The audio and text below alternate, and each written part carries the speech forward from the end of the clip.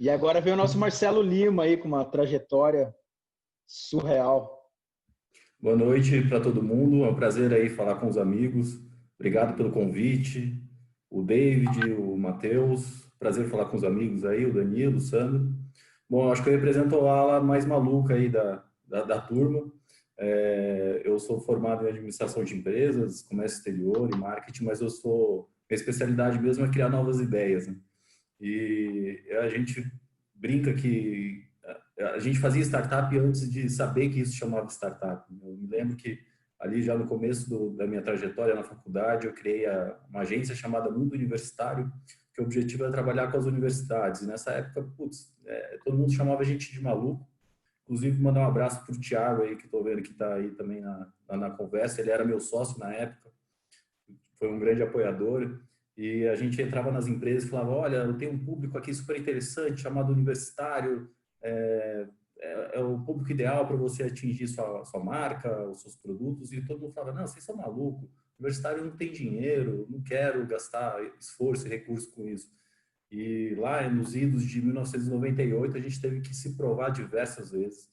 Criamos aí várias metodologias e estudos para provar que os universitários naquela época já movimentavam cerca de 96 bilhões de dólares por ano no Brasil, com consumo direto e indireto. E aí que o mercado começou a abrir as portas, a gente foi a primeira agência jovem a trabalhar com o público jovem, então foi aí muito interessante e muito disruptivo, porque a gente acabou entrando em todas as frentes, né? Eventos acadêmicos, jogos universitários, foi super divertido e foi muito gostoso ver esse mercado crescer. Depois eu fiquei 14 anos lá em São Paulo com a agência Mundo Universitário, depois fui fazer outras loucuras, abrir restaurante no México, abrir empresa de produtos produtos alimentícios aqui em São José, plantava orgânico, produzia suco, sopa, umas doideiras assim, mas o bichinho da educação me chamou de volta. Trabalhei bastante tempo no Poliedro ali, fazendo o marketing, né, sendo diretor da área de marketing, até encontrar um grande propósito, que é a Quero Educação, que o principal produto é o Quero Bolsa. Lá eu faço todo o marketing, tomo conta da área de relações institucionais também. E o meu grande objetivo é ajudar a colocar 1 milhão de alunos nas universidades. A gente já colocou 650 mil. Então, estamos cada dia mais perto aí desse propósito. É uma empresa de São José que tem um grande orgulho de ser do Vale do Paraíba, de ser de São José dos Campos. Hoje empregamos 600 pessoas aqui no escritório do Vale. Então, nós sabemos o potencial, a gente já teve convites de outras cidades com incentivos fiscais, porque o nosso negócio a gente consegue fazer de qualquer cidade, qualquer lugar, mas a gente escolheu estar aqui pela qualidade de vida, pela mão de obra especializada que tem na região. Então, nós apostamos e acreditamos muito aqui. Então, é isso. Eu queria agradecer aí o convite mais uma vez e tenho certeza que vai ser um bate-papo muito proveitoso para todo mundo que está escutando a gente.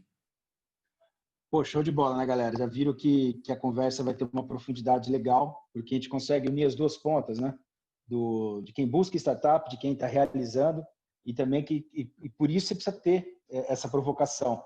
E aí, para já fazer essa amarração, Danilo, conta um pouco aí dos porquês do GEL, como é que foi essa sua visão, dessa oportunidade de trazer esse movimento que já está ganhando força, já temos várias pessoas participando, já está começando a ganhar corpo. Comenta um pouco aí desses porquês, o que te deixou você tão inconformado, graças a Deus, que um dos frutos disso é esse bate-papo aqui, tão legal, né?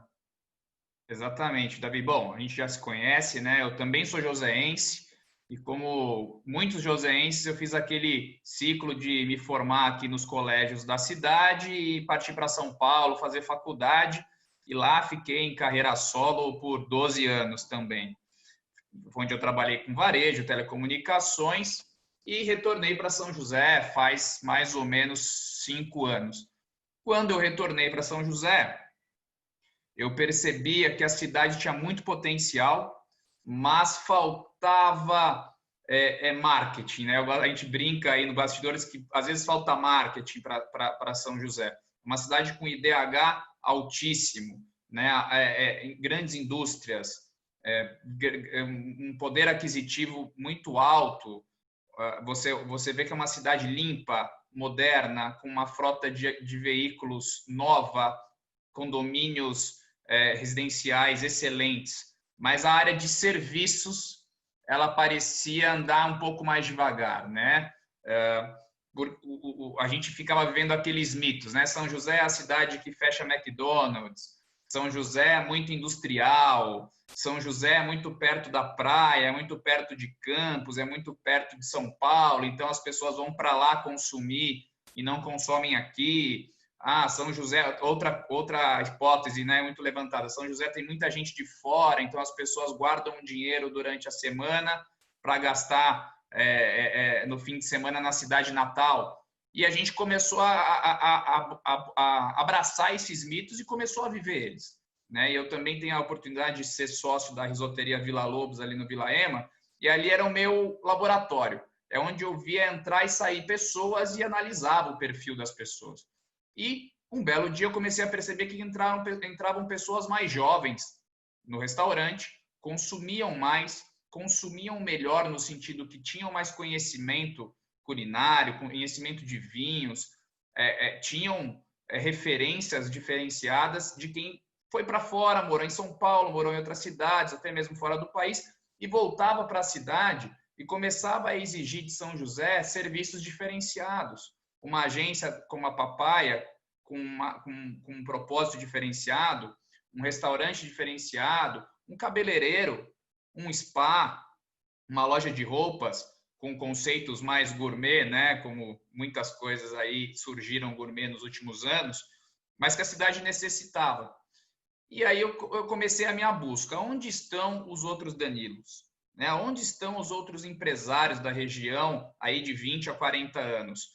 Quem é a nova geração que quer fazer acontecer, que quer crescer o seu negócio, quer crescer a região, mas a gente não se conectava, né? Então, São José é um berço aí de TI diferenciado, muitas startups, mas parece que não havia a conexão. E aí o GEL surgiu exatamente para conectar, ser a cola que junta os dois mundos, né? O mundo da startup, o mundo dos jovens empresários, o mundo dos jovens líderes que estão no mercado corporativo, para a gente fazer acontecer uma nova geração de empresariado na cidade, na região do Vale do Paraíba, e fazer diferente. A geração de empresários até hoje trouxe São José até um patamar de ser realmente uma das melhores cidades para se viver do Brasil. Que a gente pegue esse bastão que já foi erguido lá no alto e possa continuar esta inovação. Né? Eu vou muito para Campinas e Ribeirão Preto, que tem filiais da LogMed, e eu vejo cidades mais ou menos do mesmo, Campinas maior, Ribeirão menor, mas que também, né, são cidades importantes do interior, com muito mais desenvolvimento nessa parte, muito mais marketing, entre aspas. E por que não São José dos Campos fazer parte desse grupo? Então o GEL surge com esse intuito, que são 5 objetivos. Geração de negócio entre os filiados do grupo, networking, né? Temos que nos conhecer, temos que nos ajudar, aproximação dos setores público e privado de forma ética, ou seja, nós precisamos saber para onde a cidade está caminhando para a gente caminhar junto com os nossos negócios e vice-versa, a gente também apontar para a cidade aonde está o futuro dos negócios para que ela possa se preparar, criar uma infraestrutura para receber o futuro, né? Uma troca. E também temos os objetivos de mentoria mais para frente, que é de capacitar, ensinar startups, e o Sandro é um ótimo candidato para nos ajudar nisso.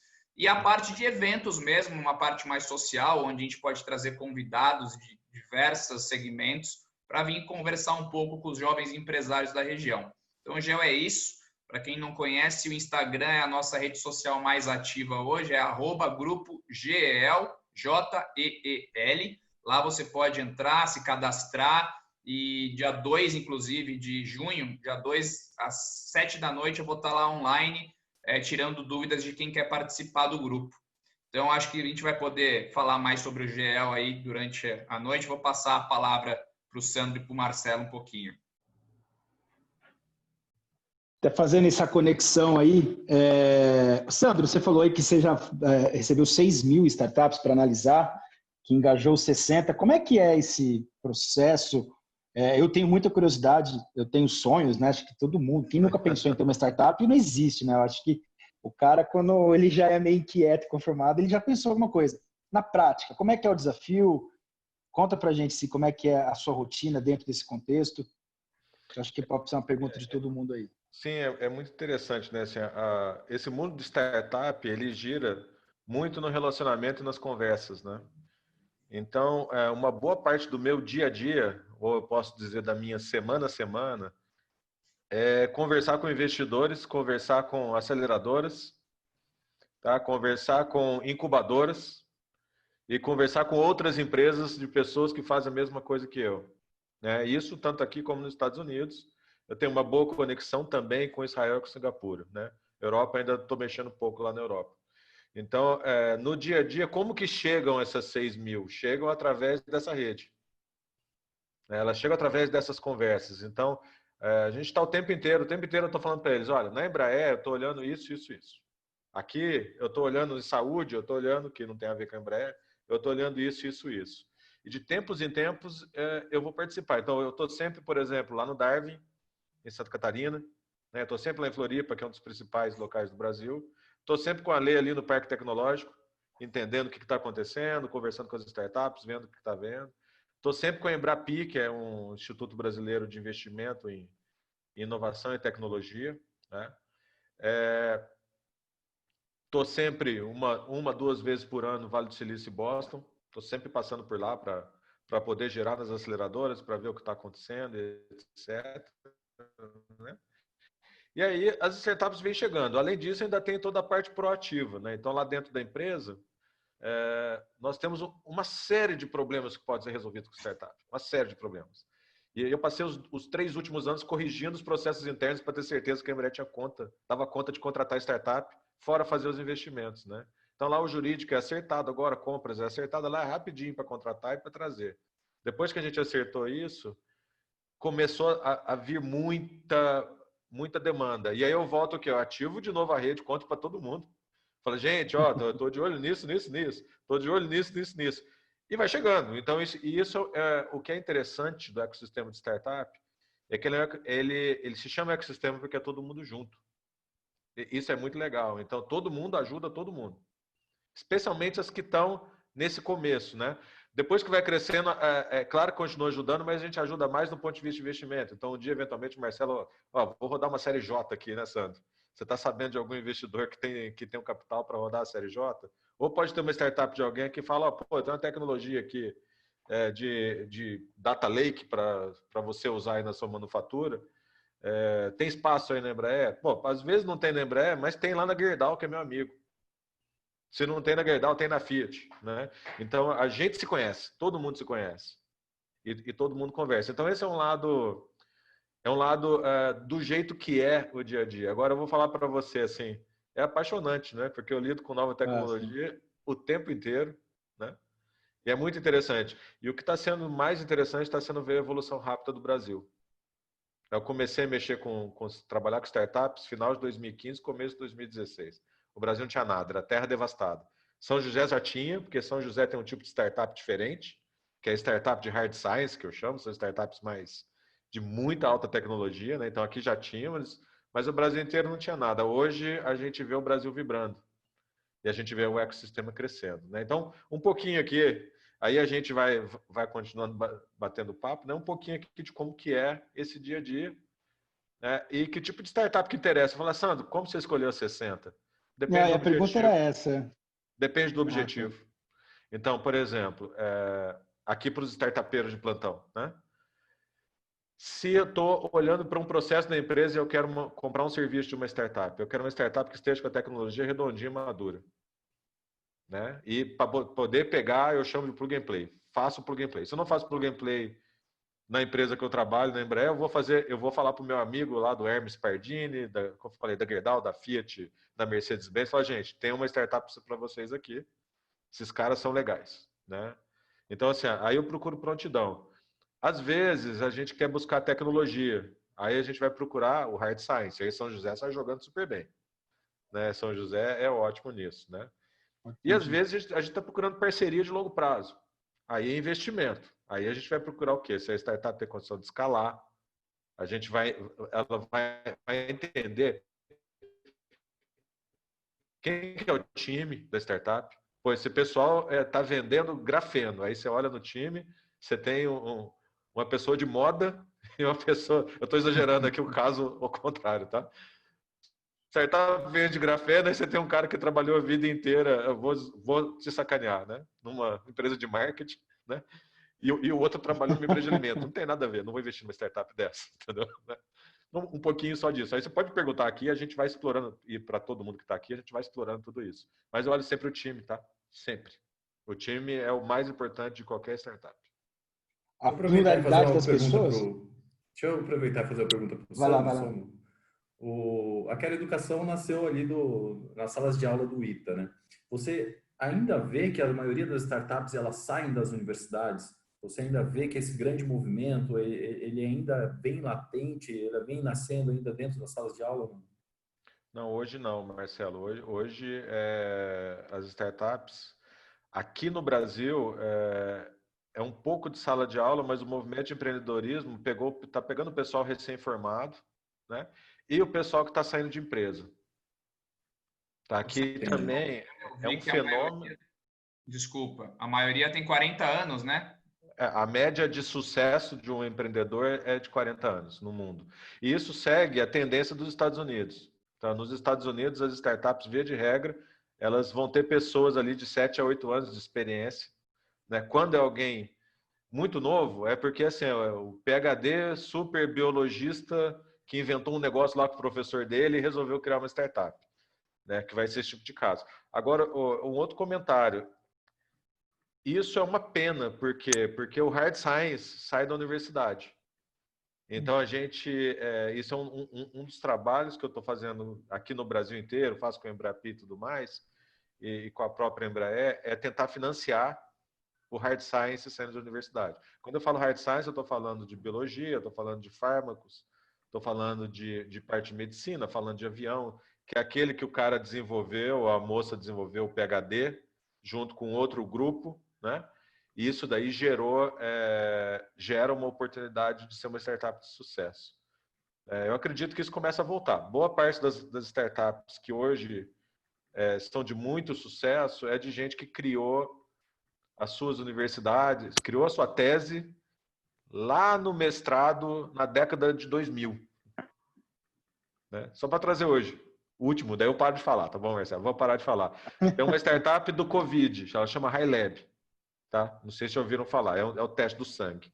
Eu conversei com eles, porque eu fiquei desesperado. Na hora que eu vi que os caras existiam, liguei para eles lá para ver do que eles estavam precisando. Né? Eles estavam precisando de ajuda para fazer 10 milhões de testes. Só para vocês terem uma ideia, eles estavam fazendo 60 mil por mês, é uma loucura. Né?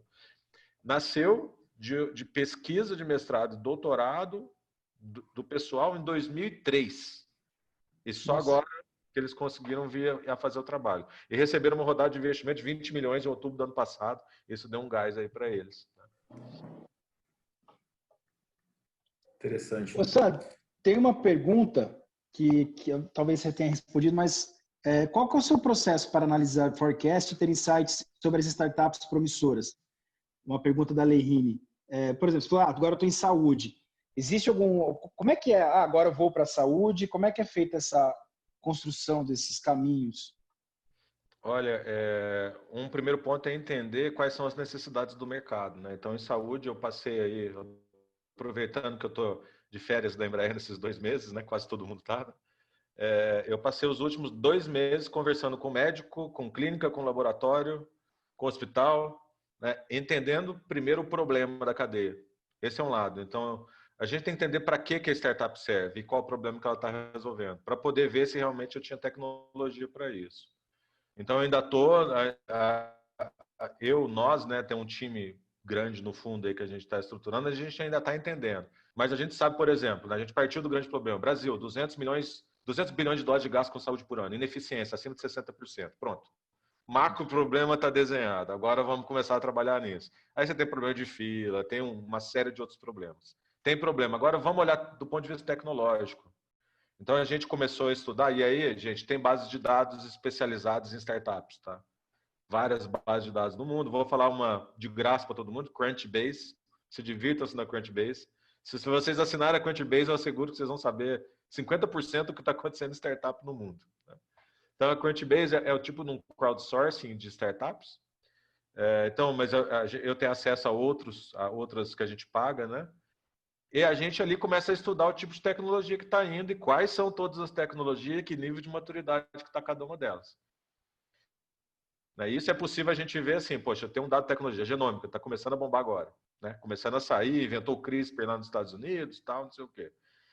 Como que está o nível de investimento em genômica? Pô, série A, a maior parte das startups ainda está rolando o primeiro investimento, que é o seed, e o segundo investimento, que é a série A. Então está bem matura ainda a tecnologia, está bem no comecinho. Então aí a gente olha, opa, e aí você vai entender. Última resposta para eu não dominar tudo, né? Eu sou uma pessoa que eu faço zoom in e zoom out, tá? Então eu olho acima, aí eu ligo para a startup. E aí, deixa eu ver tua tecnologia, como é que é? Você está precisando de investimento? Mostra para mim. Então, assim, eu pego um exemplo de cada um para realmente sentir, para poder ver, para não ficar só no PowerPoint, né? Tá? Entendi. Bom, Marcelo, acho que a bola está levantada para você contar aí um pouco da história da Quero Educação, como é que são os desafios de vocês lá. A gente já teve a oportunidade de conviver lá no dia a dia da Quero. Eu sou fã, nossa, acho surreal a entrega de vocês. Conta pra gente um pouquinho aí da sua experiência. Legal. Bom, a Quero nasceu, como eu adiantei um pouco agora, lá nas salas de aula do ITA, né? O Bernardo, na época, que é o fundador, ele reuniu lá uma turma boa de colegas e começou ali em 2012 a querer fazer coisas para a educação. Ele não sabia ainda muito bem o que fazer. E aí ele pivotou, teve que pivotar 2 vezes o produto, porque ele tinha uma ideia de pegar o que estava acontecendo de bom no mercado americano, que era o Member Get Member. Então você indicava alguém para estudar e ganhava algum tipo de recompensa por isso, dinheiro, enfim. Tentou fazer isso no Brasil, não deu certo. A gente não tem essa cultura. Depois ele quis fazer a questão do Luminai, né? Quem estudou já na universidade poder doar ou indicar pessoas para estudar também naquela universidade, fomentar aquela rede de ex-alunos. Só que no Brasil também nós não temos a cultura de devolver para a universidade que a gente é formado algum tipo de recurso, doação, enfim, coisa que é muito forte nos Estados Unidos e que já foi forte no Brasil. Uma curiosidade, o Centro Acadêmico da USP de Direito, do Largo São Francisco, eles começam o caixa, o centro acadêmico, tá? Eles começam o ano com caixa de R$1 milhão só de doação. Eles têm muito ex-formados de lá, que são juízes, enfim, que eles doam terrenos, doam propriedades. Então, tinha no antigo Detran de São Paulo, ali na 23 de maio, o terreno que era o estacionamento do Detran, que chamava Palhinha. Aquele terreno inteiro é do Centro Acadêmico da USP de Direito, porque foi doação. Então, se fazia muitas doações no passado e não fazia mais, não faz mais hoje em dia.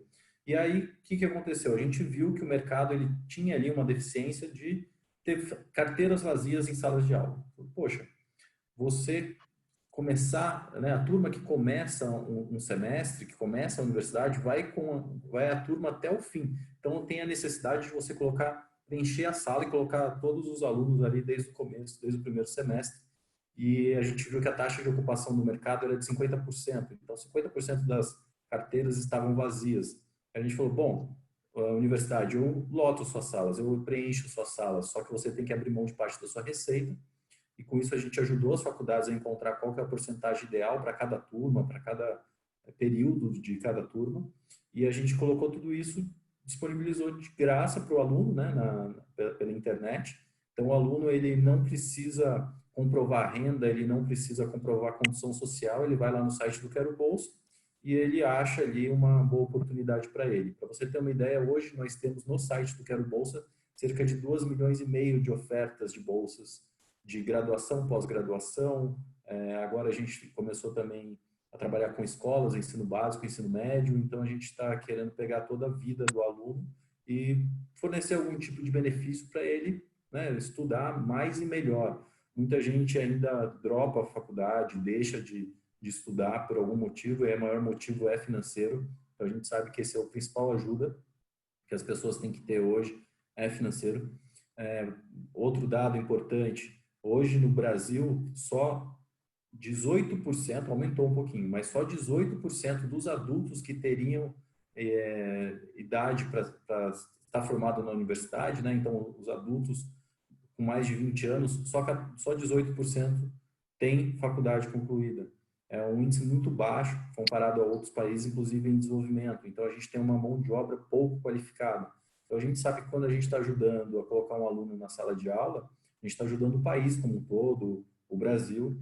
E é muito interessante que a gente tem esse feedback muito na veia, né? Então, cara, a gente recebe bolo de vó como agradecimento de ter colocado o netinho na faculdade. Eu já recebi uma galinha eu visitei uma pessoa no interior e a avó veio, né, toda feliz, falou assim, meu filho, tá aqui o que eu posso te dar. Era uma galinha. Eu falei, puxa, muito obrigado e tal. Mas aconteceu muitos casos interessantes. Normalmente, os alunos bolsistas, eles agradecem o Quero Bolsa no seu TG, né, na conclusão de curso ali, falam, se não fosse o Quero Bolsa, eu não estaria formado. E a gente sabe que quando a gente impacta uma vida, a gente, na verdade, está impactando a família inteira, a gente fica muito feliz e muito gratificado de ter o nosso trabalho ser reconhecido e ter impactado a vida de pessoas. E hoje, vendo o mundo, né, mudou. O nosso mundo aí não é mais como era como em janeiro. Me dá uma vontade de estar na época da faculdade agora, porque, cara, a quantidade de soluções que nós vamos ter que inventar para esse novo mundo, as opções que a gente vai ter que fazer, cara, as oportunidades abrem assim um grau astronômico. E as startups, né, como a gente fala, que são as pequenas empresas que estão ali criando esses produtos disruptivos, tem todas as chances de surfar muito bem nesse novo mundo, porque muita coisa que a gente vai precisar, a gente nem sabe dessas necessidades, que a gente praticamente não saiu ainda do lockdown, né? Então não saiu da quarentena. Então, cara, como é que vai ser esse novo mundo? Como é que vai ser as relações pessoais, de estudo, de trabalho, enfim, de tudo? Vai ser um novo mundo que abre oportunidade para todos nós, né, que estão ouvindo, e para todo o país. E eu acho que uma característica do brasileiro, o Sandro me corrija se eu estiver errado, mas nós somos vistos no resto do mundo como o povo criativo, o povo que se vira nos 30. Então, a gente, entendendo essas soluções para o mercado local, pode ter certeza que ela tem aplicabilidade para a escala global, porque o mundo inteiro está vivendo a mesma coisa. Né? São as mesmas soluções. Às vezes a gente tinha muito problema de cultura e tal. É uma coisa que dá certo aqui, mas não dá certo lá. Cara, agora se você inventar um novo jeito de fazer aqui na sua esquina, muito provavelmente vai dar certo também para o Japão e para outros países. Então é uma oportunidade bem interessante aí que todo mundo hoje tem na mão. Inventar coisas novas. A Quero tem... como é que está o progresso Quero Educação? Como é que vocês estão pensando os próximos anos? Não sei se pode falar, mas enfim, no geral, assim, como é que vocês estão enxergando o futuro da Quero Educação? Você comentou que está em São José, a gente sabe que vocês são muito assediados para ir para outras praças. Ao mesmo tempo, aqui tem um polo de pessoas interessante. Conta um pouco aí, como é que é o momento Quero, o que vocês estão enxergando para frente? Legal. Bom, o nosso escopo ele é muito bem definido, né? A gente quer resolver o problema de entrada das pessoas na educação. Então, hoje se dá muito pelo desconto, pelo valor, mas a gente sabe que o marketplace mesmo ele tem 3 grandes pilares. Um é preço, o segundo é informação. Então, a gente precisa dar muita informação para a pessoa escolher o curso correto. Cara, quantos amigos eu tive que entraram na faculdade e no segundo ano descobriram que não é aquele curso? As informações ainda são muito restritas. Mesmo nas escolas particulares, ali no terceiro ano, no ano de cursinho, tem poucos movimentos de você explicar realmente quais são todas as áreas que o aluno deve seguir. Então, a formação é um pilar muito importante. O último pilar é comodidade. A gente quer dar cada vez mais facilidade para o aluno entrar, seja na faculdade ou na escola. Então, hoje, o que nós temos, né, de diferente? O que a gente fez recentemente? A gente criou o nosso próprio Enem, nosso Enem digital. Isso já está operando já há mais de 6 meses, que é o Nota Quero. Então, validado pelo MEC, tudo certinho. O aluno vai no seu próprio celular, por exemplo, ele faz ali a sua prova e em pouco tempo, ali, em 24 horas no máximo, ele tem o resultado já, e ele está habilitado para entrar em uma das 1.300 faculdades parceiras do Quero Bolsa. Então, facilita demais. Porque hoje, o aluno ele tem que esperar a data da prova do Enem, que é uma data só por ano. E se ele perdeu aquela inscrição, aquele prazo, puta, é só o ano que vem que ele tem direito. cara, com a nota Quero, a qualquer momento ele vai lá, tem a nota e já consegue entrar na faculdade. Beleza. E aí a gente viu que 25% das pessoas perdiam a data de matrícula. Lembra aquela história de você ir lá na secretaria, entregar seu certificado de reservista, seu histórico do terceiro ano e tal? Puta, não precisa mais, a gente está fazendo a mesma coisa que os bancos fazem, os bancos digitais. Tira foto dos seus documentos, tira foto de você mesmo, coloca ali no aplicativo, manda e você está matriculado.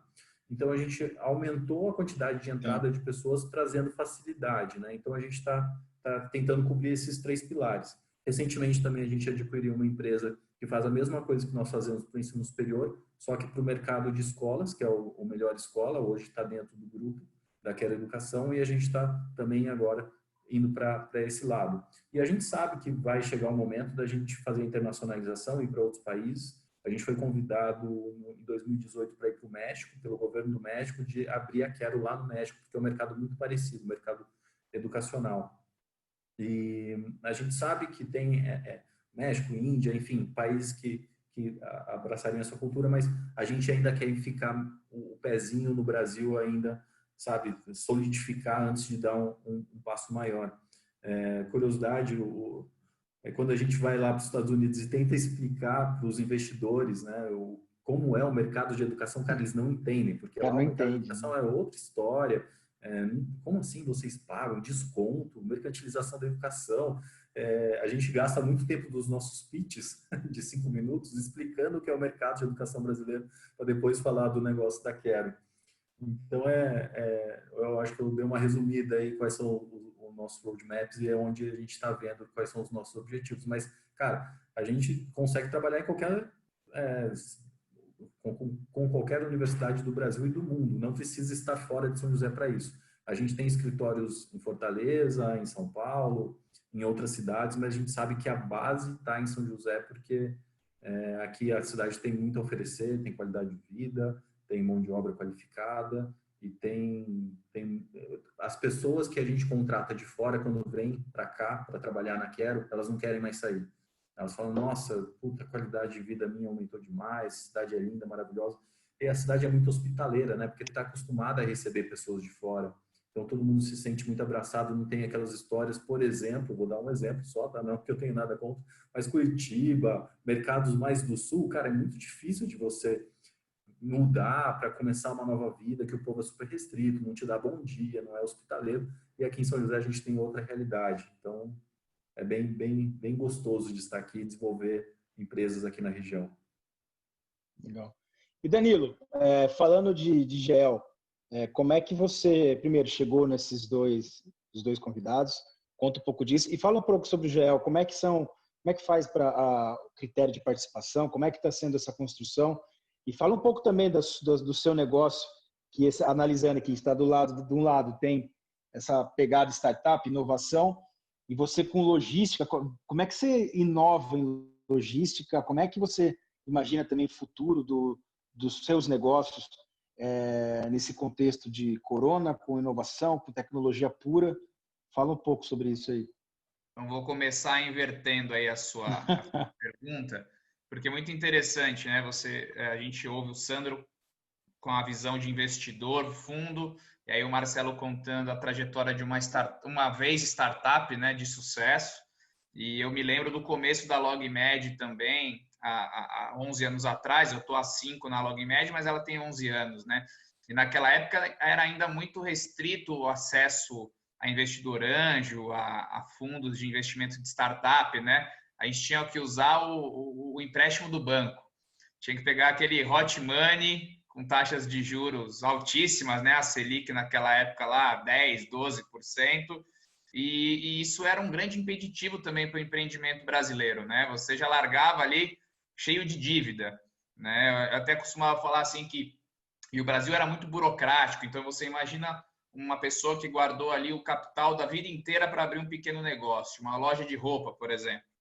Nos Estados Unidos, você consegue uma aprovação muito mais rápida desde que você ofereça segurança e que o core business vai funcionar. Aqui no Brasil ainda tinha muita burocracia, então às vezes você quer abrir uma loja de roupa, mas a maçaneta não é da marca que obriga, que precisa ser, e aí trava a sua loja. Aí você vai pegar dinheiro no banco, para garantir o funcionamento enquanto a sua loja está fechada. Isso travava demais, né? Então a LogMed já foi uma startup que, infelizmente, não cruzou anjos na sua vida, mas cresceu de qualquer forma e hoje é uma empresa mais consolidada e a gente agora sofre exatamente na outra ponta, né? Como inovar, como crescer, como se manter competitivo, e a logística está seguindo o mesmo caminho do mundo, né? A tecnologia. O que era há 10 anos atrás um diferencial, você ter uma frota de veículos, você ter uma rapidez na entrega, não é mais um diferencial.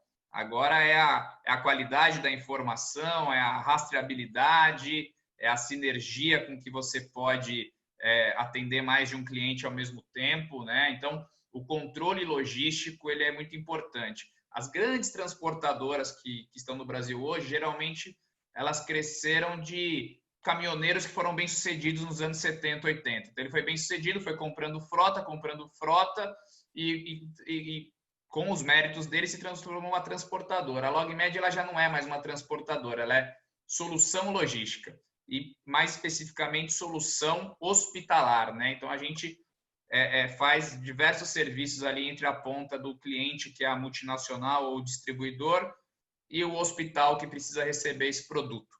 Então, a logística está indo vertiginosamente para o lado tecnológico, num setor que não era muito tecnológico até um tempo atrás.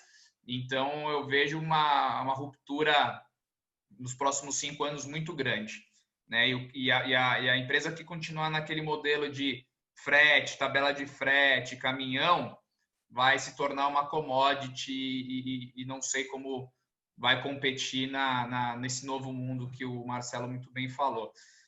Quanto ao GEL, exatamente isso, né? A minha inquietação começava a aumentar, eu falava, quem são os Sandros, quem são os Marcelos, os Davis?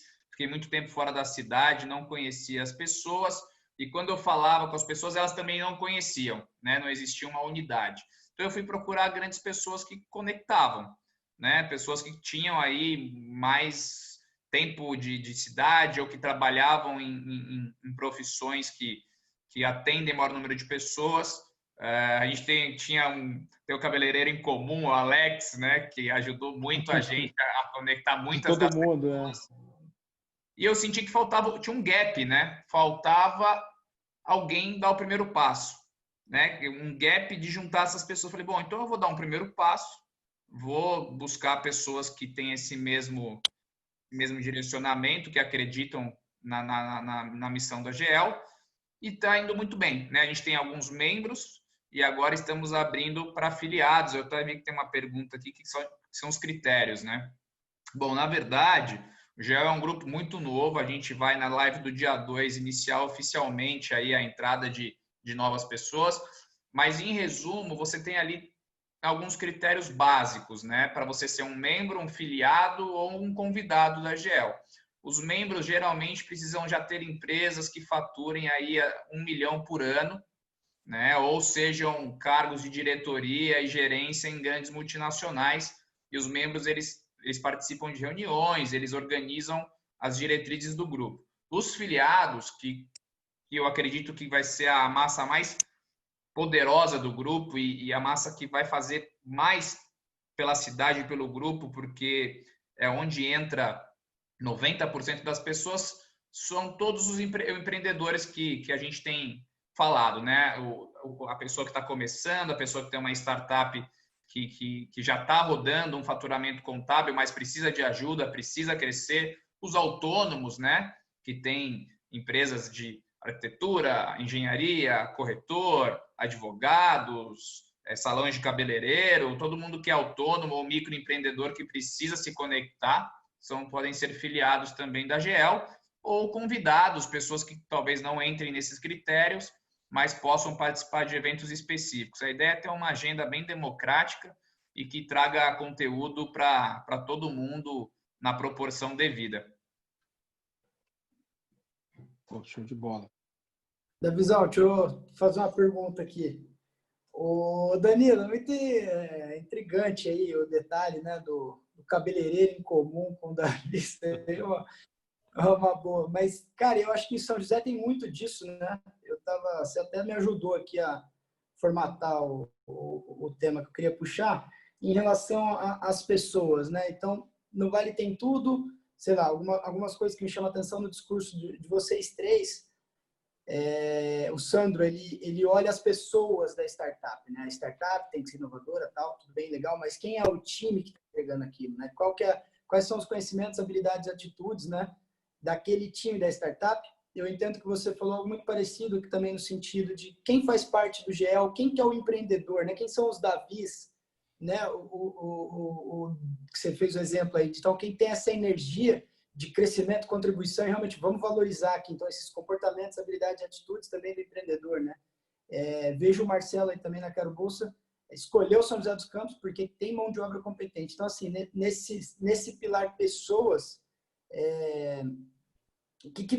qual que é a sua opinião sobre o empreendedorismo joseense, né? E depois passar essa bola para o Sandro e para o Marcelo também, das nossas competências, né? E, eventualmente, quais são as falhas ou as dificuldades que o Vale ainda tem que enfrentar, tem que amadurecer de comportamento mesmo, de mindset vencedor. Eu queria jogar esse assunto em relação ao tipo de comportamento que a gente tem hoje, né? O que a gente já avançou aí, que você comentou também. Onde é que você acha que a gente vai? Onde é que o empreendedorismo está indo, né? Em relação às pessoas, né?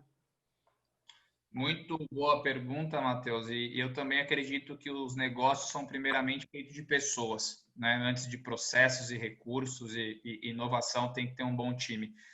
E o Vale já melhorou muito, realmente. A gente vê uma nova geração de pessoas chegando mais bem preparadas, mais bem estudadas, mais bem vividas, que trazem inovação para a região. É uma região que recebe também muita gente de fora, né? Como o Marcelo comentou, e isso é um poder muito, muito grande para a nossa região. Inclusive, estava conversando com um amigo do setor imobiliário que falou que, inclusive, com o home office, né, que vai aumentar muito aí no nosso novo mundo, muitas pessoas já estão querendo sair de São Paulo e vir morar em São José, porque vão ter uma mobilidade maior de trabalhar de casa, né, e o deslocamento vai ser bem menor. Então, a gente também deve receber uma mão de obra qualificada aí da capital, principalmente, para fortalecer a nossa região.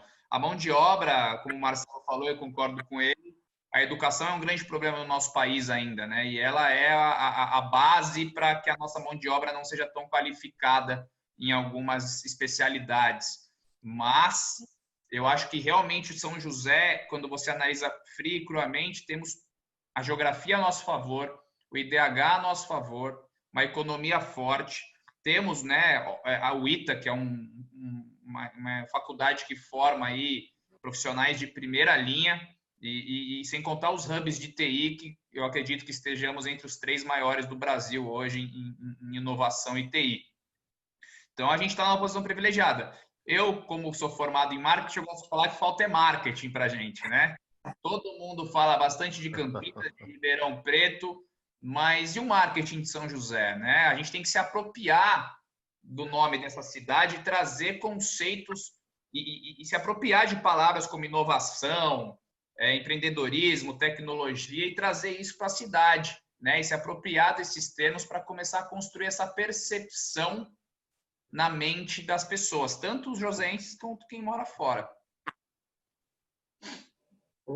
Legal. Deixa eu trazer uma perspectiva então aqui, Matheus. Assim, eu tenho pouco para adicionar, acho que o Danilo falou tudo aí, né? Eu vou falar, antes de falar das pessoas, vou falar um pouco do nosso ecossistema, né? Então, um ecossistema de inovação os que funcionam bem no mundo, eles têm o quê? Eles têm universidade, investidor, corporação, aceleradora e governo junto. Em São José está faltando um investidor. É o único que falta. Né? Porque os outros a gente tem. Então, o governo atua muito forte aqui, o Parque Tecnológico é ótimo, a FINEP está com a gente, a FAPESP está com a gente, tudo mais, sempre teve, né? Os nossos empreendedores, eu diria que existem 2 gerações interessantes de empreendedores. Você tem essa geração que é o pessoal mais guerreiro da face da história, que é a turma que começou lá na década de 90 e 2000, né? Que é o pessoal que faz foguete, pessoal que faz visão computacional. Esse pessoal é herói, né? E você tem esse pessoal que eles aprenderam a empreender do jeito que dava, tirando leite de pedra, né? Um mundo que não tinha empreendimento e tudo mais. E tem o pessoal novo que está chegando, que é o pessoal do digital. Então, eu consigo perceber o pessoal do digital chegando. Eu diria assim, vai ser muito interessante juntar esses dois.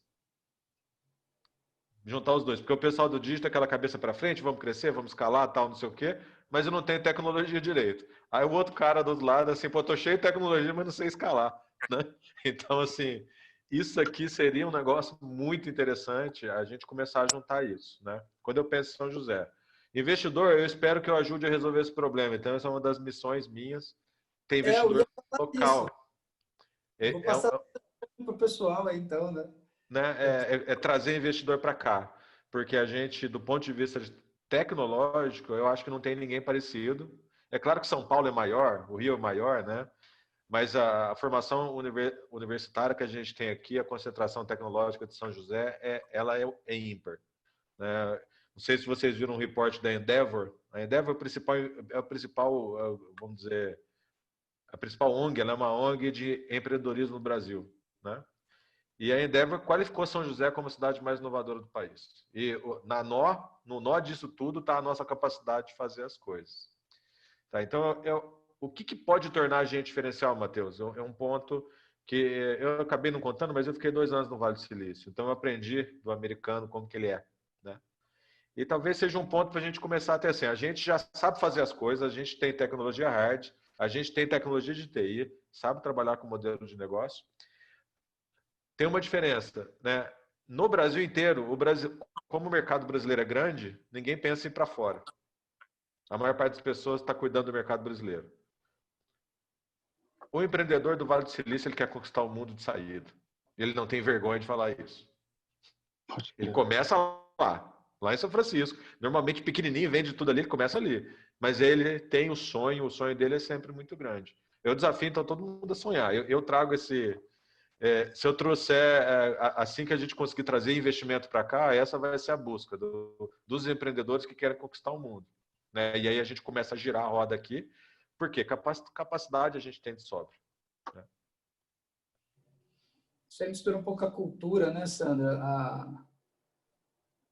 A formação, né, a educação, né, o americano, ele já pensa grande em qualquer coisa que ele vai fazer, né? Eu acho que isso a cultura do país de primeiro mundo aí também, ele já tem se enraizado, né? Vai pensa grande logo, cara, que depois você vai chegar longe o suficiente em algum lugar, não sei onde você vai chegar. Mas especialmente no Vale do Silício. No Vale do Silício o povo é tudo maluco. O Marcelo já foi lá algumas vezes. Todo mundo que vai para lá é meio surtado, né? Então, que tal se a gente trouxer e deixar o pessoal um pouco surtado aqui no Vale do Paraíba? Tá? Pode crer. Gestão de ano. Marcelão, fala um pouco aí, cara. Complementa, por favor. Então, eu queria falar algumas coisas do mundo real, né? Porque às vezes a gente fica, né, nas ideias e tal, e acha que vai ser mil maravilhas, mas a gente tem muitos desafios aí durante o processo. Aproveitando a história para contar que a Quero, ela foi incentivada pela Y Combinator, o Sandro deve conhecer, o maior programa de acelerador de startups do mundo lá no Vale do Silício. E a gente ficou lá 6 meses aprendendo com os americanos como é que faz. Só que a Quero, ela teve investidores ali no seu comecinho, ela atingiu o break-even no 2º ano e a gente vive do nosso próprio recurso.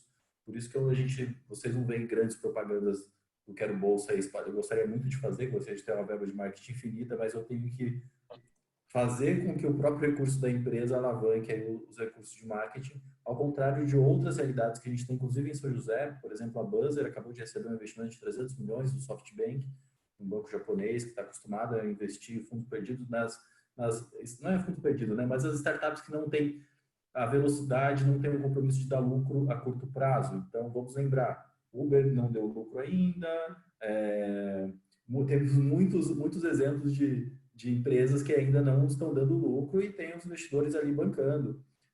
A WeWork, inclusive, que acabou de chegar em São José, que está ali, anunciou um prejuízo bilionário no final do ano passado pela sua própria SoftBank, mas beleza, o pessoal lá está fazendo caixa, assim como o Bezos ficou anos botando dinheiro ali na Amazon sem dar lucro e hoje é o homem mais rico do mundo.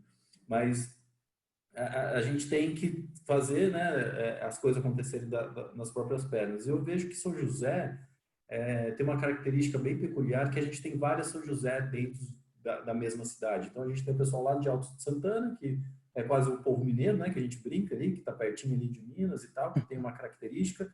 Tem o pessoal de um lado da Dutra, tem o pessoal do outro lado da Dutra. Então, a Quero começou escritório que ficava numa sobreloja no satélite, a gente conhece lá, que tem uma realidade, aí para cá tem outra. E nós sentimos, hoje o escritório da Quero está ali no Jardim Esplanada, na Avenida São João, perto ali do City Aranha, e a gente sente muita falta de infraestrutura. Eu fico pelo menos 3 semanas do ano sem luz. Acabou a luz, não tem o que fazer, cara. E eu perco muito dinheiro. Então, o que eu já faço todo ano? Eu já alugo o gerador, deixo ali na período de chuvas, ali no começo do ano, para se cai a luz, já ligo o gerador. Só que o gerador custa uma grana, gerador a diesel, enfim. Só que é melhor eu ter uma segurança do que não ter. Mas o melhor seria se eu tivesse a infraestrutura da cidade, porque a gente paga a conta de luz, paga caro por essa infraestrutura, a gente reclama com todo mundo que dá para reclamar, a gente já vem enfrentando esse problema já há muitos anos, tem uns contatos na prefeitura, falamos com todo mundo lá, mas é um problema que não se resolve. Eu tenho certeza que não é falta de vontade de fazer, é simplesmente porque não está no roadmap ali de tomar conta ali dos geradores ali da Avenida São João, que é uma área nobre, mas a gente enfrenta esse problema. A gente enfrenta, a Quero, ela é patrocinadora de alguns times esportivos da cidade, como o rugby, a gente patrocinou o futebol um tempo atrás, e o futebol ele é muito ligado à política da cidade. Então tem um outro perfil de pessoas que tomam conta dessas caixinhas que já foram tomadas. Não sei se vocês acompanharam recentemente o sucesso que o Bragantino teve com o Red Bull, né? A Red Bull foi lá e investiu muito dinheiro, comprou bastante jogadores. A Red Bull queria fazer isso em São José, com o time de São José, mas politicamente o pessoal não quis nem sentar para conversar com a Red Bull, então a gente perdeu essa oportunidade de ter um time, sabe, que fizesse o negócio acontecer. Contando um pouquinho da história de mão de obra, a gente até o final do ano passado, a gente tinha um gap de 150 funcionários da área de TI que a gente não conseguia contratar, não chegava os currículos, não chegavam essas pessoas para poder contratar, e até que eu conheci o Tosi e a gente fez um projeto juntos pela FATEC, e aí ele conseguiu introduzir dentro da matéria da FATEC alguns programas que nós trabalhamos dentro da Quero, e a gente conseguia ter uma mão de obra um pouco mais especializada, mas o que facilitou todo esse processo foi eu ter conhecido o Tosi. Então eu acho que é essa engrenagem que a GEL pretende fazer, se aproximar as pessoas pelo conhecimento, pelo networking, a gente conseguir fazer coisas maiores juntos. Então, seja pela história da infraestrutura, seja pela história da mão de obra, ou pelos investidores, cara, a gente precisa se unir. Nós que estamos com vontade de fazer diferente, de fazer maior, de transformar São José numa cidade que o marketing dela, como o Danilo diz, chegue aos 4 cantos do país, cara, a gente depende da gente, sabe? Está na nossa mão, está na nossa geração fazer esse salto, fazer o negócio acontecer. Cara, que legal. Vocês falaram da... Fico só complementando aqui, fico com a sensação de que, então, falando de pessoas, para quem está acompanhando a gente, já passamos, acho que, de 1.500 pessoas no Facebook, o poder das conexões, né? Do relacionamento, a importância de você ir buscar, fazer isso que nós estamos fazendo aqui, né? Um dia de semana, aí 8 e 5 da noite, já temos 1 hora de live aqui, passou que eu nem vi, já são 8 horas. E isso é o GEL, né, Danilo? A gente até comecei com a brincadeira aqui, nasceu no cabeleireiro, cara. Olha que coisa simples, né? Então, assim, nesse choque de realidade aí também, Marcelo, que você passou, isso é realidade, né? Um grande projeto pode nascer, sim, numa conversa informal com um cabeleireiro. Então, assim, até vou me permitir aqui, a cultura judaica fala muito do mercado, não? Quem é o mercado para você se relacionar? O mercado é todo mundo. O mercado são todas as pessoas existentes, né? Na cultura judaica tem uma passagem assim que eles tratam isso, é uma das culturas que mais prosperou aí no mundo, porra. Então, assim, tratar bem, fazer as conexões, cuidar da ponta, né? De ponta a ponta do relacionamento. Então, enfim, fez sentido aqui. Davi, você ia falar isso, eu queria concluir aqui com essa percepção. Aqui, eu ia só comentar que a gente, nessas lives aqui da No Vale Tem Tudo, a gente já recebemos a Gisele Barros, que é a responsável pela comunicação de São José, e a gente está fechando uma agenda com o pessoal de Caçapava, junto também com o pessoal de Santo Antônio do Pinhal. Tem o próprio Codivap, que a gente tem conversado com o Augusto, que é o diretor. Enfim, entender, né, os municípios e alguns porquês.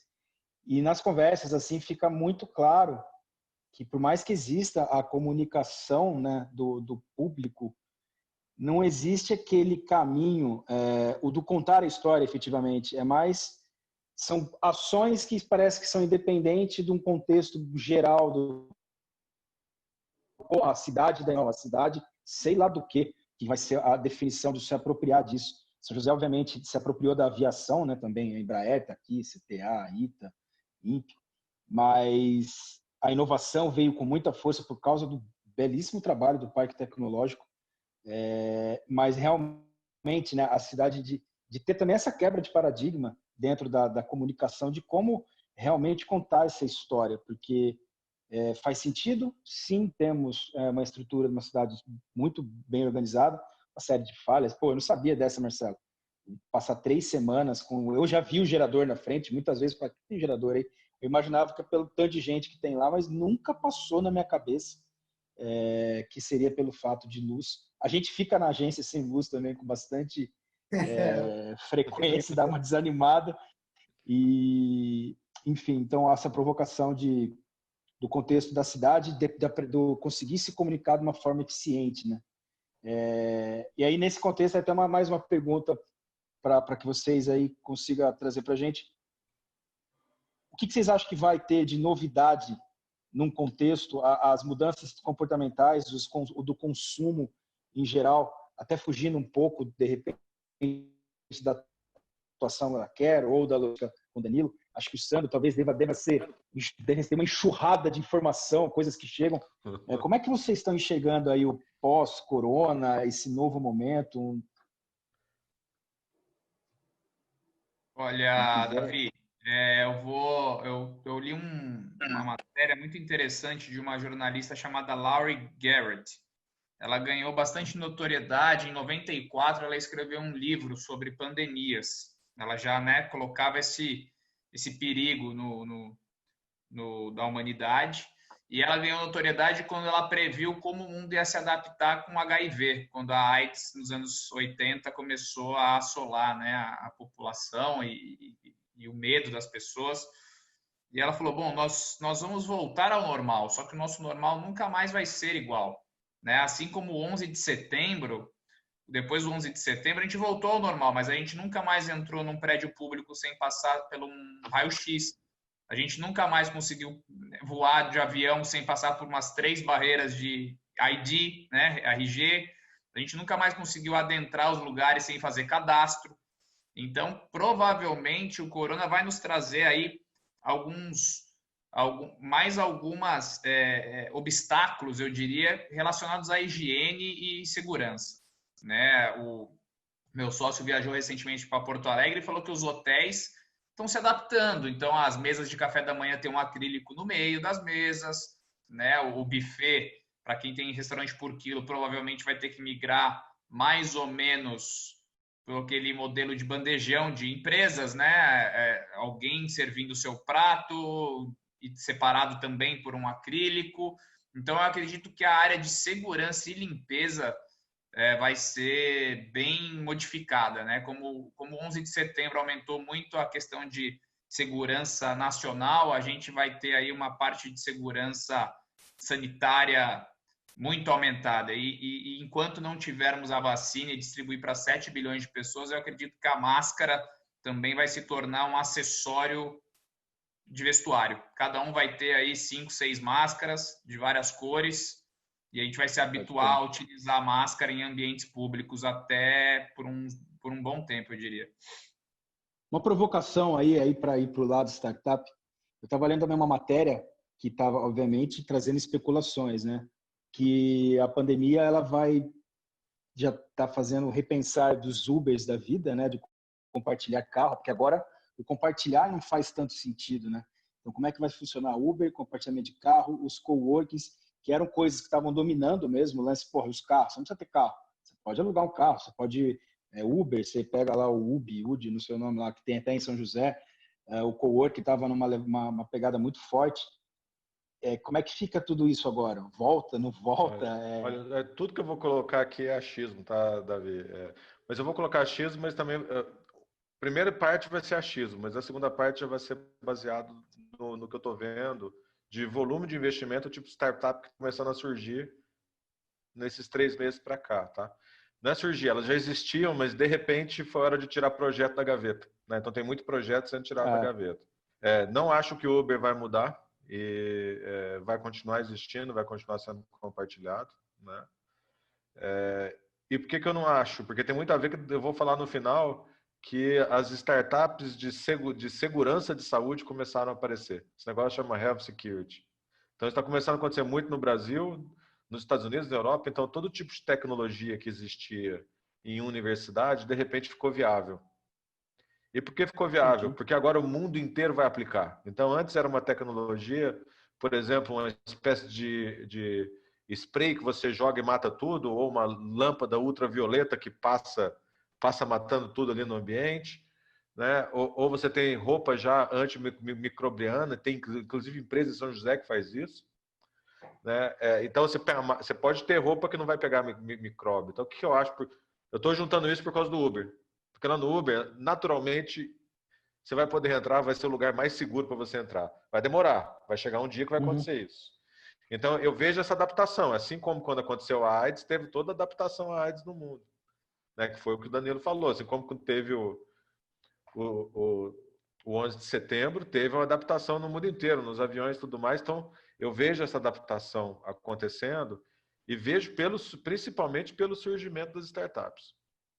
Que realmente a gente começou esse fundo de saúde, o volume de startup que apareceu já com essas soluções de Health Security é impressionante. E todas as soluções muito boas. Você só vê que assim, eles não sabem direito como comercializar ainda, tal, porque não tinha mercado. Agora tem, agora o cara vende, eles vendem para o mundo inteiro, a pessoa vende para o mundo inteiro, né? Então esse aqui é um ponto. Em relação aos coworks, a gente tem que pagar para ver, porque eu acho que a tendência é aumentar. Por um motivo simples. As grandes empresas vão deixar seus escritórios de lado. Não vai fazer mais sentido para a grande empresa manter o investimento em capital. Especialmente São Paulo. Aqui em São José, a gente ainda tem uma vida boa. Então, o home office aqui não é um negócio que a gente tira tanta vantagem. Mas São Paulo, Belo Horizonte, Recife, Campinas, apareceu 3 horas do dia na vida das pessoas que eles nem sabiam que existia. E lá realmente acho que eles vão pegar gosto. Então, para mim, o cowork vai continuar, porque não vai fazer a empresa perceber que realmente não faz sentido. Mas isso é um achismo, tá bom? É um achismo de quem trabalha dentro de empresa. Marcelo, vocês estão no WeWork lá, né? Vocês estão com o escritório, parte do time. Como é que foi aí colocar 600 caras, não sei exatamente o número, em trabalho remoto? E qual que é a sua opinião aí sobre esse futuro próximo aí? Nós tínhamos 70 pessoas ali no WeWork aqui em São José. A gente colocou todo mundo remoto e a gente ativou o time de tecnologia que criou uma coisa. O pessoal varou 3 noites lá e conseguiu criar uma coisa bem disruptiva para o mercado de atendimento, né, de call center, que a gente consegue, a cada ligação, saber qual o celular que está disponível e direcionar a ligação para o celular de um atendente que está na sua casa. Tem várias call centers em São Paulo grandes que não conseguiram e ficaram forçando as pessoas a irem trabalhar e foram motivos de grande repercussão aí no começo da quarentena, mas a gente conseguiu desenvolver essa solução interna. Eu acho que mérito do time que está super focado lá em desenvolver essas coisas. Mas, cara, tá todo mundo hoje trabalhando, os 600 pessoas, a gente faz reuniões diárias, todo dia a gente começa o dia já dando as metas do dia, e no outro dia, no dia seguinte, a gente vê o que conseguimos fazer no dia anterior e traça novos planos aí para esse dia. Está funcionando bem. A gente sentiu que o engajamento, a produtividade aumentou. Eu acho que deve ter sido comum. Eu escuto muitas pessoas falar disso, que né, a produtividade aumentou. Mas nós achamos que é uma produtividade não sustentável. Porque a gente toma café, vai para o computador e vai até a hora da janta no computador. Cara, a gente está fazendo força para se adaptar, por isso que a gente está fazendo isso. Mas não é sustentável que a gente passe anos fazendo a mesma coisa. Então a gente acha que né, a gente deu um pico de produtividade, isso deve dar uma barrigada para depois se estabilizar. Tem muita gente pedindo para voltar, pelo amor de Deus, para o escritório, que não aguenta mais, que a mulher não sabe, não consegue respeitar. Falou, não, você está aí em casa mesmo, então aproveita e tira o lixo, vai passear com o cachorro e tal. Ou, puta, não aguenta mais a família, cara, não aguento mais minha mãe, meu pai, não sei o quê, preciso voltar para o escritório. Então, tá todo mundo tentando se adaptar. Eu acho que são aí coisas que tá todo mundo passando, mas o que eu vejo, né, aí falando de futurologia, aí, como todo mundo brincou, vou me dar o direito de brincar também. O que a gente vê, cara? Que na educação EAD é realidade, né? Então tá todo mundo foi forçado a estudar à distância e teve que se adaptar, uns mais, outros menos. A gente vê que muitas faculdades ainda têm resistência do EAD. Então hoje existem 2.400 universidades no Brasil. As pequenas, elas não tiveram tempo para se adaptar ao EAD e essas faculdades muito provavelmente vão sofrer muito com caixa, porque elas não têm fluxo de caixa forte como as grandes têm. Então deve haver uma grande quebradeira aí até o meio do ano. A gente estima que pelo menos 200 faculdades aí vão sofrer bastante até o meio do ano e muito provavelmente sejam comprados por grandes grupos ou vão ter que pivotar os seus negócios, porque não se prepararam para o EAD não é fácil você conseguir uma plataforma de EAD rápido, você tem todo um período de adaptação, você tem que protocolar no MEC, isso demora uns 2 anos, enfim. Então, quem não se adaptou e não estava preparado para isso agora, cara, não vai ter entrada de meio de ano e vai sofrer bastante. Então, a gente está fazendo um trabalho agora de retenção de alunos, a gente está com produtos novos para tentar ajudar as faculdades a ajudar o aluno que perdeu renda ou perdeu emprego nesse período. A gente tem um seguro educacional que banca até 4 mensalidades para o aluno que é bolsista da Quero. Então, a gente está correndo aí aqui do nosso lado para tentar ajudar. Mas, dentro da minha realidade do dia a dia, eu vejo, cara, coisas que eu falo, meu, vai ser impossível não acontecer. Como, por exemplo, uma máscara da Apple, cara. Imagina. Óbvio que vai ter. Daqui a pouco a Apple vai estar ali filtrando o seu ar para você, com o aplicativo dizendo quantas respiradas você deu, qual a qualidade do ar, e se aquele ar tinha vírus ou não, e se aquele ambiente que você acabou de entrar está seguro para você ou não. Cara, é óbvio que todas as empresas aí de tecnologia vão ter que permear por esse período. Toda vez que eu vou no supermercado, eu só saio de casa para ir no supermercado, eu fico muito de saco cheio de ter que fazer a higiene, pegar o alquinho e passar em todas as embalagens. Cara, lógico que vai ter uma grande câmera, como se fosse um micro-ondas que vai esterilizar todas as coisas para você de uma vez, você já vai pegar, já vai colocar no armário.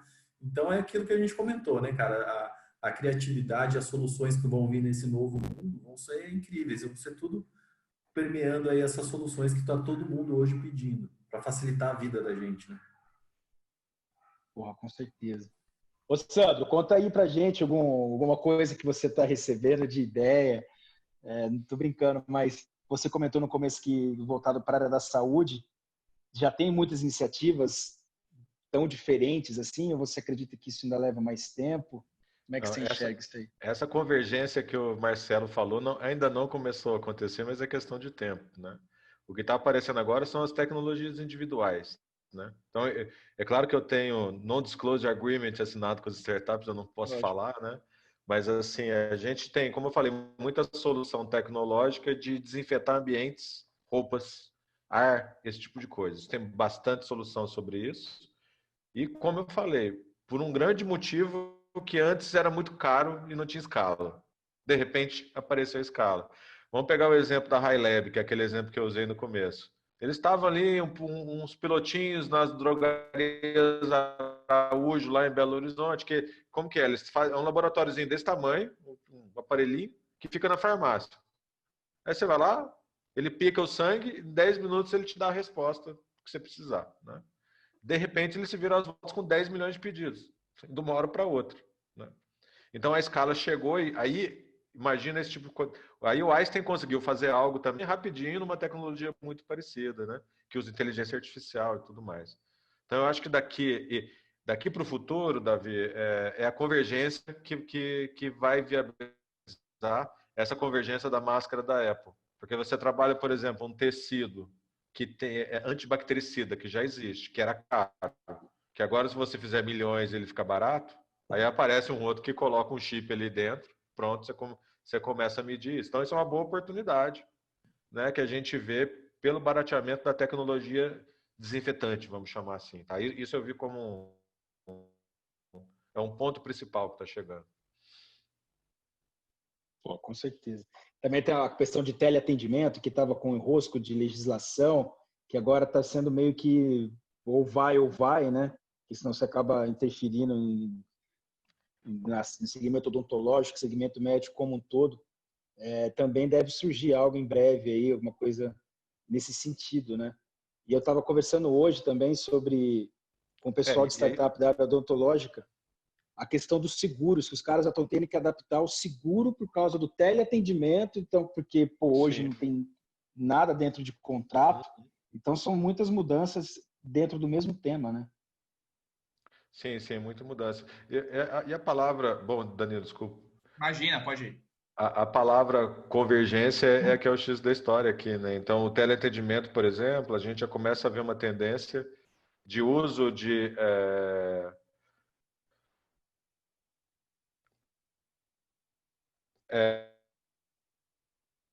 Uma travadinha capta a voz, aí. você analisa o extrato da voz e, ao analisar o extrato da voz com o extrato da imagem, por exemplo, você fala, a pessoa está com Covid, né? Esse tipo de coisa vai acontecer que dentro da telemedicina, tá bom? Vai lá, Danilo. Não, só pegando o gancho da telemedicina, né? Um pouco mais inserido nesse mercado. O brasileiro era o povo que mais ia no PA, né, no pronto atendimento do mundo. A gente tem essa característica de procurar o pronto atendimento para gripe, resfriado, pequenas dores de cabeça, pequenas dores de barriga. E isso era um elemento que pesava muito, custa muito, né, para o segmento da saúde. Isso custa para o hospital, que não é lucrativo para o hospital, custa para os planos de saúde. E isso vai mudar muito, né? Eu conversando com alguns médicos, algumas pessoas do mercado, falaram que sumiram as dores de cabeça, as dores de barriga, até mesmo vesícula, né? Coisas um pouco mais graves diminuíram muito, assim. Então, a telemedicina ela vai filtrar muito esse fluxo do PA e isso vai trazer uma eficiência bem grande para o mercado de saúde. Marcelo, eu vi também um bate-papo, cara, sobre o lance das escolas. Não sei se, enfim, é um assunto que envolve educação, que as escolas municipais, estaduais, enfim, estão com contexto de EAD, né? E que estavam fazendo um estudo para ver o que é mais barato. É meio doido, mas eu ouvi isso, acho que na UOL, sei lá. E aí estavam lançando o que é mais barato e rápido para levar a educação em lugares que no Brasil não tem. É o de ampliar o EAD, porque você faz centralizado, depois você só tem que disponibilizar internet, equipamento nos municípios onde não tem escolas. Você acredita nesse tipo de caminho ou ainda também está distante? Porque fomos forçados no ensino público a ter uso do EAD. E até o Felício estava falando hoje na Jovem Pan, ou ontem, não me lembro, sobre que em São José, obviamente, que tem pessoas que não têm acesso à internet, que aí estão fazendo os impressos que tem que ser retirado nas escolas. E aí depois, por coincidência, eu vi uma matéria falando sobre isso, que é uma provocação de levar ensino para as áreas mais carentes, enfim. Cara, eu acho que o modelo que vai se perpetuar não vai ser nem o presencial e nem o EAD, vai ser o híbrido.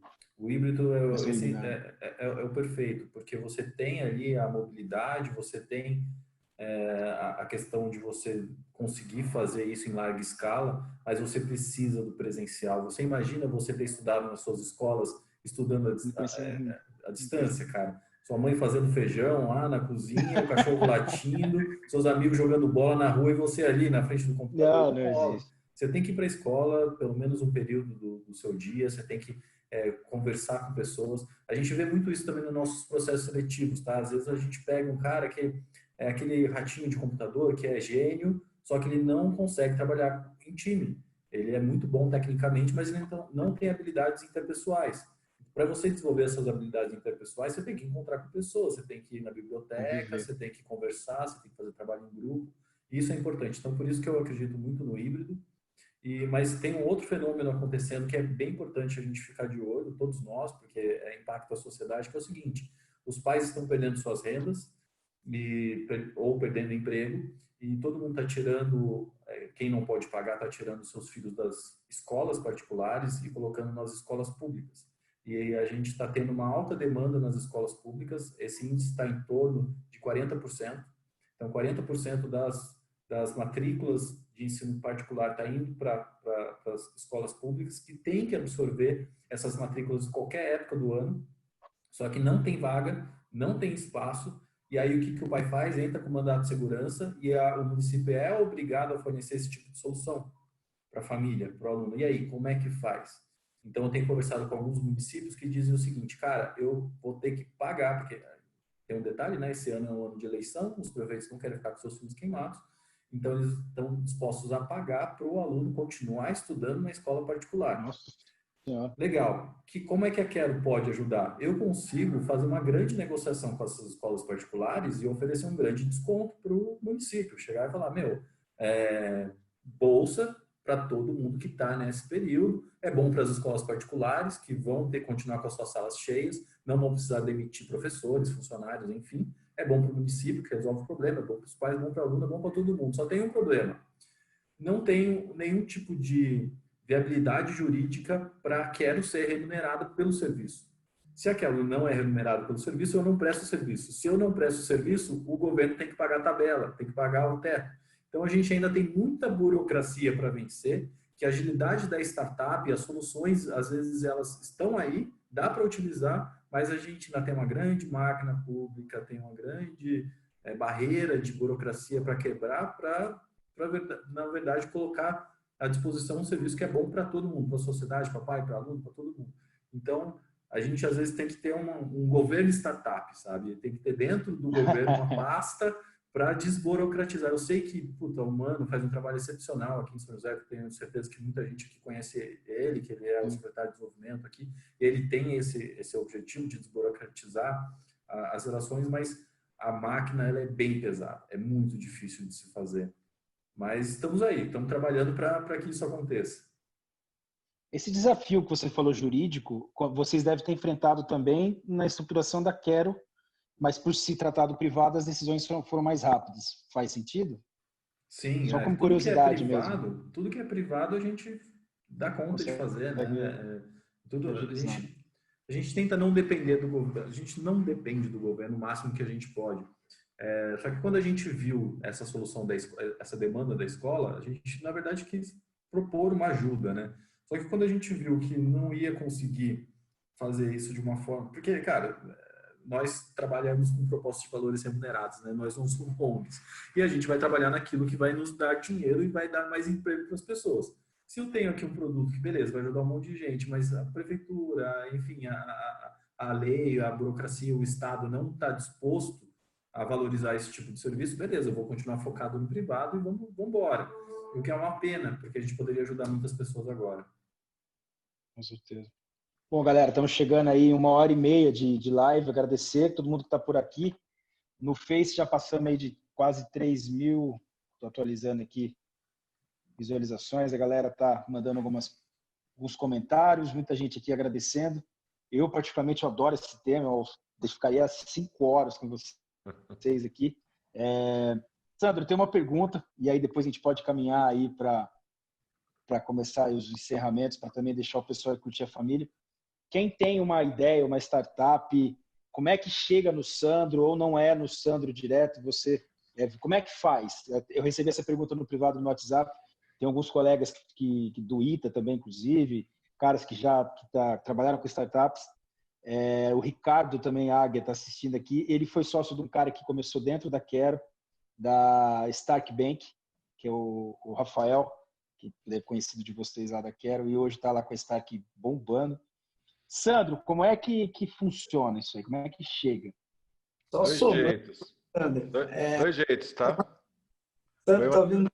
Só somando a pergunta também, recebi um WhatsApp aqui, quando o Marcelo falou aí, né, de educação, a cultura, né, a hora que a gente comentou sobre, até a gente comparou a cultura de outros países, que hoje o jovem, né, em faculdade, recém-formado, ele sonha em ter uma startup, né? O adolescente hoje, o sonho dele é ter uma startup, né?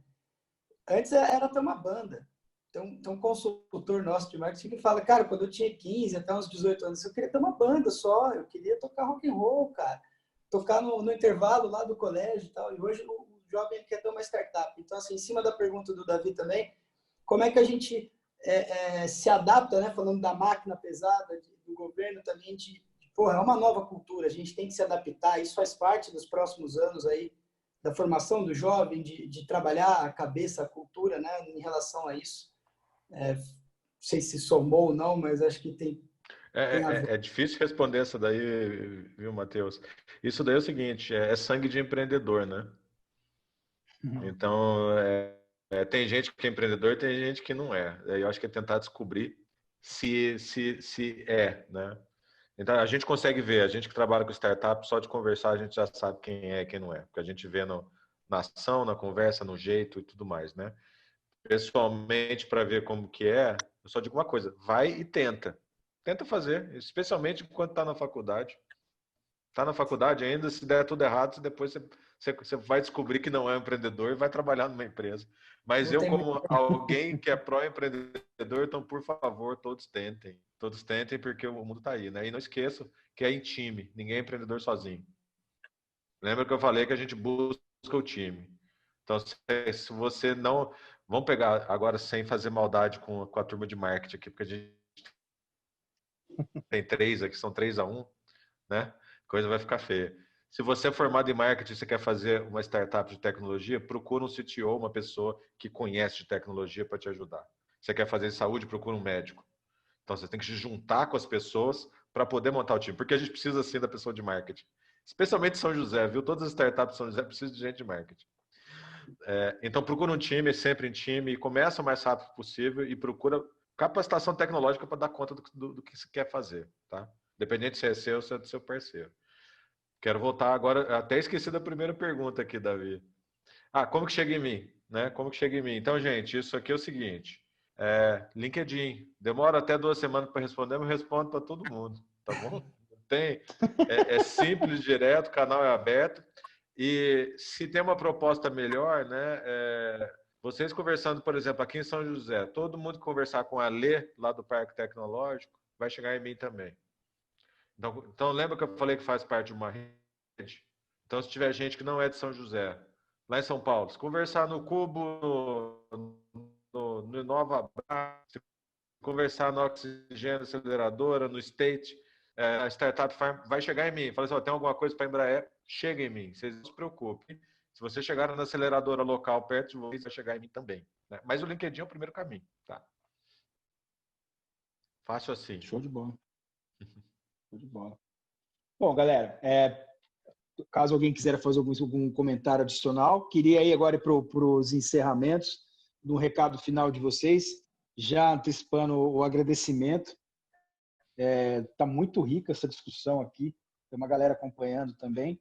Danilão, te agradecer, você como representante do GEL, de ter tido essa iniciativa de construir esse grupo. São José tem vários grupos, né, associações, cada um com seu propósito, seu valor, obviamente, mais focado nos jovens. Até eu tentei fazer o Alex entrar aqui, que também foi o cara que foi a conexão de tudo, que é o cabeleireiro, que eu corto cabelo com o Alex, que é uma figura. Acho que esse cara é o cara que mais conhece gente em São José, impressionante. Talentosíssimo em conectar pessoas, né? Impressionante. Ele é forte. Então, manda aí o seu recado. Comentando até, eu estava até conversando com você hoje sobre as pessoas que estão formando o GEL, que tem uma galera fortíssima. Ontem assisti a live dos meninos da Ativia. Tem lá hoje, vamos começar a campanha na Jovem Pan com o Rodrigo, tem aqui os 2 monstros que estão com a gente. Então, fala um pouco sobre isso, sobre os seus sonhos com o GEL, onde é que você quer chegar. É isso mesmo, pessoal. GEL, acreditem na GEL, acreditem no negócio de vocês, acreditem na região. Vamos fazer acontecer junto. Entra lá, Grupo GEL, se você se identificou com a nossa proposta, se você tem essa vontade de conectar, de gerar negócios, de crescer a região, ou entra lá, Danilo Magri, no meu Instagram também, é a forma mais fácil de conectar comigo. A gente bate um papo, sugestões, dicas são muito bem-vindas, afinal de contas é um grupo novo, que cresce rápido, mas é novo. Em breve vocês vão ouvir falar mais dele aí na Jovem Pan. A gente vai ter um trabalho de mídia também um pouco mais forte nas redes sociais. Para isso, para juntar jovens com o objetivo de crescer, de fazer acontecer, de mudar o mundo, por que não o mundo, né, Sandro? E não somente a nossa região. Então, eu estou muito feliz pelo espaço, muito feliz pelo papo, né? Acho que enriqueceu a todos nós. E fico aberto aí para quem queira contatar comigo, tanto pelo grupo no pessoal. Um abraço a todos, uma boa noite e Com certeza faremos uma parte 2, quem sabe, com os resultados de tudo isso aqui.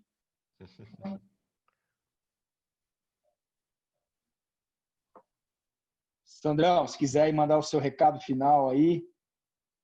Eu acho que eu acabei de passar um pouco do recado, né? Então, pró-empreendedor, não tenham medo, juntem as competências necessárias para poder tirar o sonho do lugar. Né? Então, esse aqui é o ponto, sempre em time, sempre conexão. E agradecer aqui também. Então, olha, essa hora e meia passou que eu nem vi ela passar, viu? Davi, Matheus, muito legal. Né?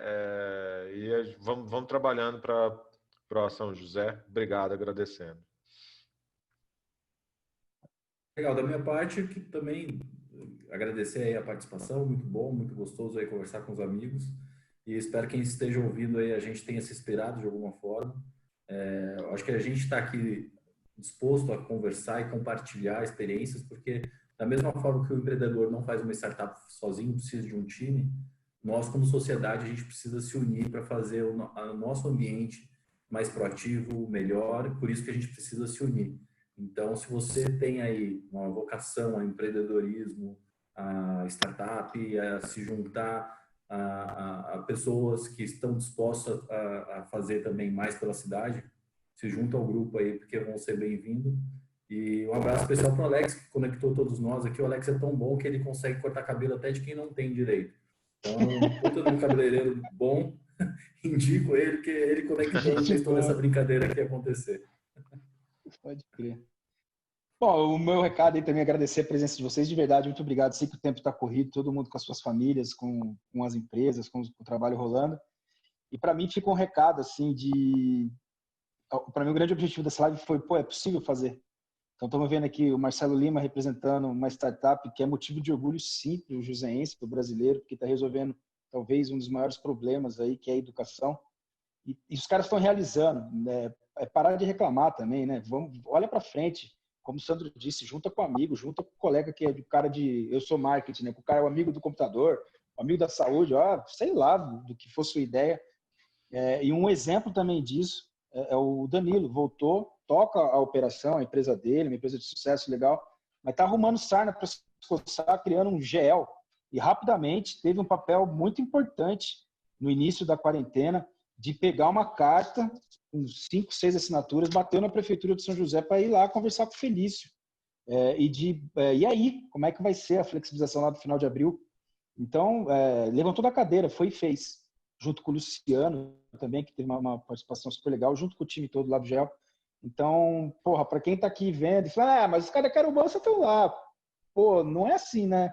Teve um trabalho, ainda tem um trabalho continuando. A minha esposa é funcionária da Embraer, e às vezes, a Embraer é uma super mãe, uma empresa, eu sou também super fã. E para chegar lá, e outra, se coça, busca outra área, busca o que te faz feliz, né? Busca realizar. Eu acho que então a iniciativa desses bate-papos é justamente isso. Fora a gente se alimentar, eu me alimento de todo o conhecimento que vocês trouxeram, da energia, mas também trazer essa provocação que serve aí para essas quase 3.000 e poucas pessoas que acompanharam, de realize, né? Levanta da cadeira, porque reclamar é fácil, obviamente cada um tem a sua dor, as suas dificuldades, mas de novo, agradecer a presença de vocês. Dia 2 estamos juntos lá na live do GL, depois a gente vai compartilhar aqui no perfil do No Vale Tem Tudo. E um agradecimento para o time da Papaya, que também nos dá esse espaço da gente acabar desenvolvendo isso, de ter essa iniciativa, e graças a Deus está legal. O Mano vai ser um convidado que vem semana que vem. O Benê do Coronel está vindo aí também para falar um pouco do ambiente, junto com o Júnior de Senhores. Estamos fazendo com a galera dos médicos, dos dentistas, o AB já veio. Estamos também com o pessoal do Codivap, enfim. Está super legal, as pessoas estão tendo interesse em vir bater o papo. E de novo, muito obrigado. Matheus, se quiser mandar uma mensagem final aí para a gente fechar o papo. Show de bola. Cara, só agradecer, né? O propósito aí do No Vale Tem Tudo hoje foi, eu tenho falado isso em todas as lives, né? Nós estamos sendo bem representados, né? O propósito é realmente esse. São conexões que eventualmente um fala a mesma coisa que o outro, mas de forma diferente.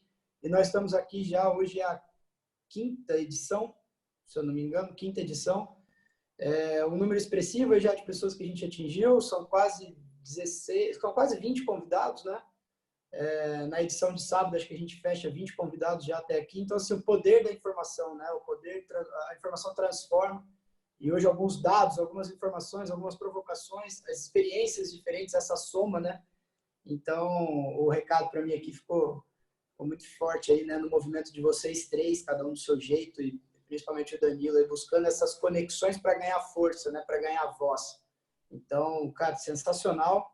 Espero que tenha agregado para todos que nos acompanharam aí também. Muito legal, agradeço mesmo. E vamos em frente. Sábado tem a próxima edição aí, com um time forte também, o pessoal de mídia especializado, o pessoal que trabalha com mídias de bairro, né? Um jornal do Aquários, outro do pessoal da Revista Urbanova, que fazem um trabalho de informação nesses bairros aí muito legal, muito nichado, né? Diferente dos grandes veículos que a gente está acostumado. Então também vai ter um aprendizado bacana. Danilo, Sandro, Marcelo, obrigado mais uma vez, sensacional. Davi, vamos tirar uma foto aí para encerrar? Quem que ainda está com a gente aqui já? Faz aí a foto aí, que essas coisas eu não sei fazer. Então tá, vamos lá. O que tem que... Tem que só sorrir, hein? Vou no 3 aqui, ó. Vamos todo mundo, Mate, tô aqui, vai. Vou puxar essa para você. Tô aqui, vamos lá. Todo mundo aí que tiver com câmera puder ligar, por favor, a gente tira uma foto. Vou contar até 3, no já todo mundo sorrindo. 1, 2, 3 e já. Foi, obrigada, galera. Galera, muito obrigado. Sabadão, estamos de volta. Depois a gente vai disponibilizar essa live para quem não perdeu hoje poder assistir. E, de novo, obrigado pelo tempo, obrigado pela parceria e tamo junto.